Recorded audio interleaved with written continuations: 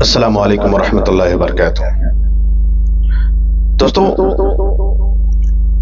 آج میں مدرسے کے بارے میں کچھ باتیں کرنا چاہتا ہوں، اس کی کچھ وضاحت کرنا چاہتا ہوں۔ اس لیے کرنا چاہتا ہوں کیونکہ میں نے بھی بہت کچھ لوگوں سے سنا ہے، سوشل میڈیا پر میں نے دیکھا ہے، اور خود میں نے مدرسے میں تعلیم حاصل کی ہے۔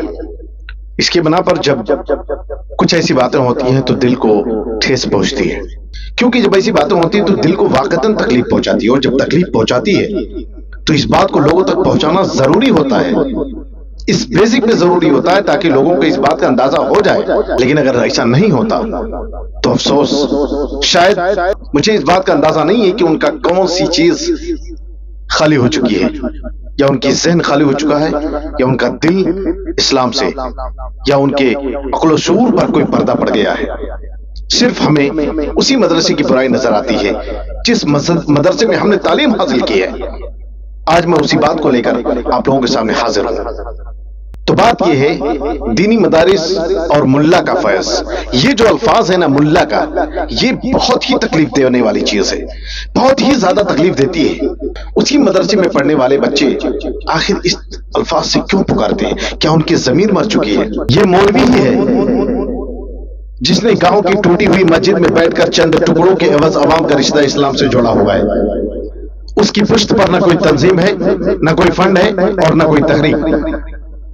اپنوں کی بے اعتنائی اور بیگانوں کی مخاصمت، ماحول کی بے حسی اور معاشرے کی کچھ ادائی کے باوجود اس نے نہ اپنی وضع قطع کو بدلا، نہ اپنے لباس کی مخصوص وردی کو چھوڑا۔ پھر بھی اس نے اپنی استعداد اور دوسروں کے توفیق کے مطابق اس نے کہیں دین کا شمع، کہیں دین کا شعلہ، اور کہیں دین کی چنگاری کو روشن رکھا ہے۔ جانتے ہیں، دن ہو یا رات، عادی ہو یا طوفان، امن ہو یا فساد، ہر دور ہر زمانے میں شہر شہر، گلی گلی، چھوٹی بڑی، کچی پکی مسجدیں اسی ملے کے دم سے آباد ہیں، جو خیرات کی ٹکڑوں پر مدرسوں میں پڑا رہتا ہے، اور در بدر کی ٹھوکریں کھا کر گھر بار سے دور کہیں جا کر اللہ کے کسی گھر میں سر چھپائے بیٹھا ہے۔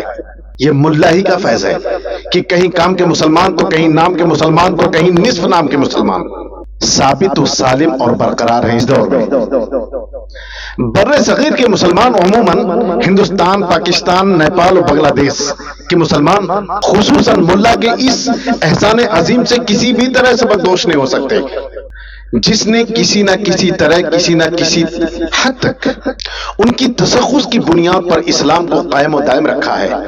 اعتراض کرنے والے آخر یہ کیوں نہیں سوچتے کہ لو سے جھلسی ہوئی گرم دوپہر میں محلے کی تنگ مسجد میں ظہر کی اذان ہر روز عین وقت پر کس طرح ہوتی رہتی ہے؟